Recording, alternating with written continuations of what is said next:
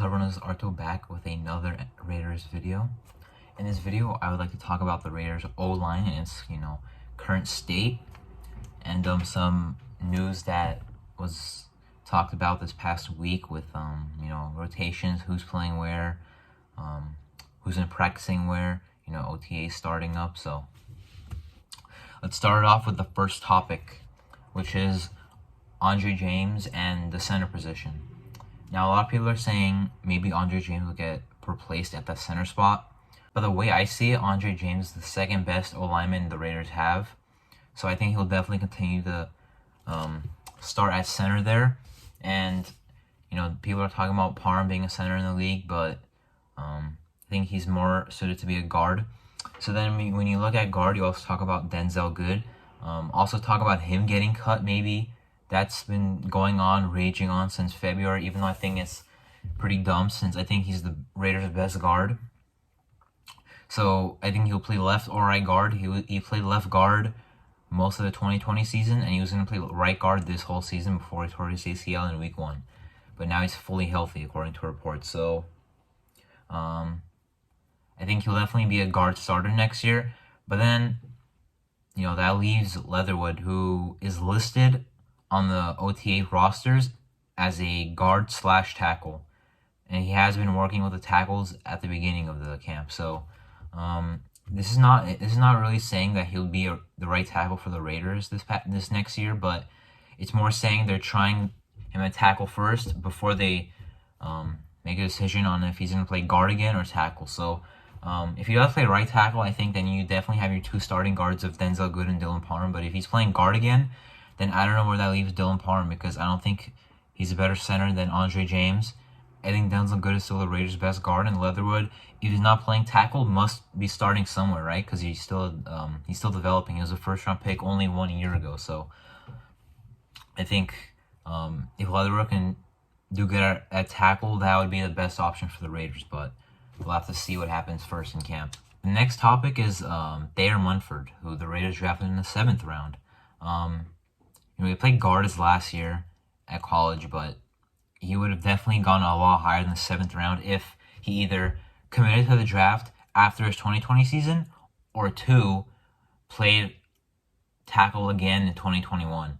He would have gone a lot higher than the 7th round. He was just not as good of a guard than a tackle at college. So, no surprise that the Raiders have him listed as a tackle. He will definitely be, at worst, a backup.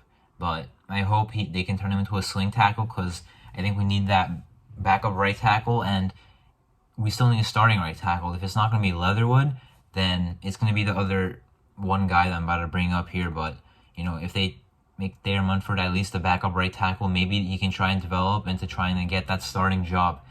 Because, I mentioned this in my mock draft when I had the Raiders taking Rasheed Walker. I said, get a developmental option out there and hope he can maybe by year 2 try and mold into that starter. So maybe that can be Daryl Munford.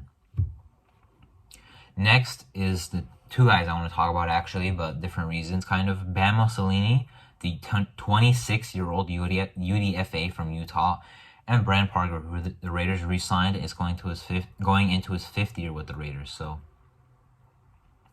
Bam Mussolini was a guy that I heard about him not long ago. His name, he started buzzing after the Senior Bowl because he went off. So then you guys like, oh wow, he might go into day 3. But then people found out he was 26, and they're like, yeah, maybe not. But it doesn't change the fact that he still has good talent. I was watching for Kayvon Thibodeau. I was watching his film against Utah in the regular season, and he did absolutely nothing because the left tackle Bam Mussolini was shutting him down. So I'm happy the Raiders are the ones to scoop him up, because I'm pretty sure a lot of teams are interested in him as a UDFA, no risk and possible reward. So I guess he, as of right now, would just be the backup left tackle, but definitely a nice piece to have there. Nice addition. He's really big, he's really powerful, so it adds something to your offensive line. And then Brandon Parker, obviously, who as of right now is probably the Raiders starting right tackle, which is not a very good sign, but he's a guy where he might start right away week 1, but you don't really think he can hold it up for 18 weeks, can you? So I think definitely they have to look to find his replacement at this point. Only on a 1-year deal. They brought him back. I like my raw reaction. I was probably really mad that when we brought him back, but it does make sense at least because they didn't really invest in a right tackle or any tackle for that matter. So might as well just bring back Brandon Parker as a depth piece at worst. So I like his swing tackle ability. I think he was a better left tackle than right tackle so far in his career, but we don't need that starting left tackle at all. And I think Osolini could be the backup left tackle. So, right tackle Brandon Parker. If he's starting week 1, I wouldn't be very happy. If he's starting week 18, I would be very, very, I think, confused. And if I wasn't confused, I would just understand that our other tackle options didn't really work out, which would be frustrating. Next topic I'm going to talk about is John Simpson. Now, there's the people that like to say that, well, John Simpson really improved throughout the season, but I don't think he can be that full-time 18-week starter, as I mentioned, at guard. I think, the Raiders did draft him to be a backup developmental piece, and that's what he was doing until there was 2 guard injuries, and Denzel Good and Richie Incognito, and he had to play the whole season. But I think his role is definitely the backup for this upcoming year. I think he's the Raiders' 4th best guard at this point. So, 4th best guard if Leatherwood is considered a guard. If Leatherwood would play tackle, I feel like Simpson would just be like that swing guard that can play as a backup role, which is what he did last year. Because with Clemson and in the NFL, he's played both left and right guard. So he was kind of the swing option for if right guard Denzel Good went down or left guard Incognito went down. Incognito went down first, so he went and started at left guard for the whole year. So at least that's a good option.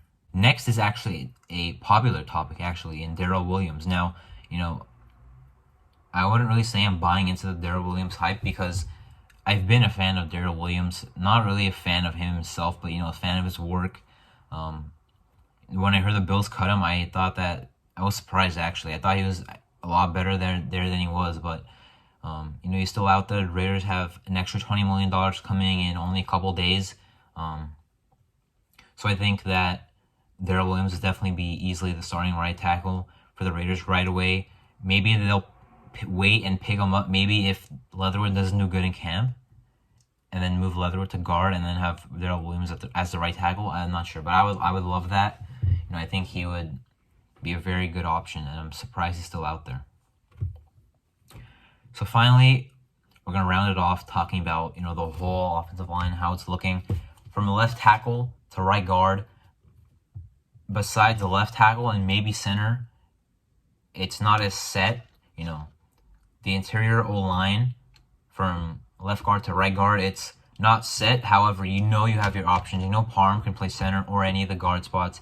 Andre James can be your center. Leatherwood can play guard if you need him to. Simpson can play both guard spots. So I think it's just a matter of figuring out who's playing where. But once they do, I think the only actual hole left will be the right tackle. And if the right tackle problem isn't solved by week 1, I think we're gonna see the immediate consequences in getting destroyed by Khalil Mack or Joey Bosa. But we can say the same thing to the Chargers because their right tackle situation is the same as us pretty much. They drafted Zion Johnson, but he's not starting at right tackle. So, and Max Crosby and Chandler Jones are a great duo as well. But yeah, that was me talking about the Raiders online situation and kind of depth chart breakdown. I wouldn't say I'm excited. I would say I'm kind of worried about how this is going. I thought they'd go in and immediately fix it, but they're relying on kind of what ifs here, which kind of worries me, which does worry me. So, we'll see what happens in camp.